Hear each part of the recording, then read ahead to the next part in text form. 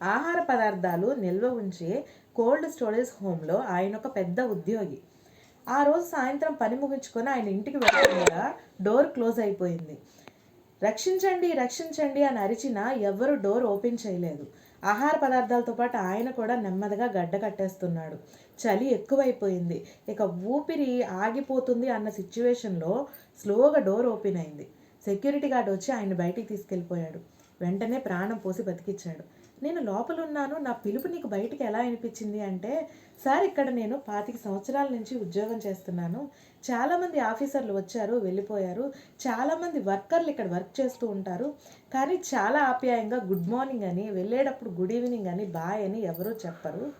అలా చాలా కొద్దిమంది మాత్రమే చెప్తూ ఉంటారు. ఈరోజు మార్నింగ్ మీరు వచ్చేటప్పుడు గుడ్ మార్నింగ్ చెప్పడం తెలుసు సార్, వెళ్ళేటప్పుడు బాయ్ అనే మీ పిలుపు నా చెవిన పడలేదు. అందుకని ఏదో జరిగిందని లోపలికి వచ్చాను, సిచ్యువేషన్ అర్థమైంది, మిమ్మల్ని కాపాడగలిగాను అని. చాలా చిన్న చిన్న విషయాలే. Good morning, good night, hello, hi. ఎవరైనా ఎక్కువ స్థాయి తక్కువ స్థాయి కాదు, ఎవరైనా మనుషులే అని ఆప్యాయంగా పలకరించడం నేర్చుకోండి. ఈరోజు మీరు ఆప్యాయంగా పలకరించే ఈ చిన్న పలకరింపే మీకు ఎప్పటికైనా ఉపయోగపడుతుంది. మనుషులందరినీ ప్రేమగా పలకరించడం నేర్చుకోండి. అర్థమవుతుందా?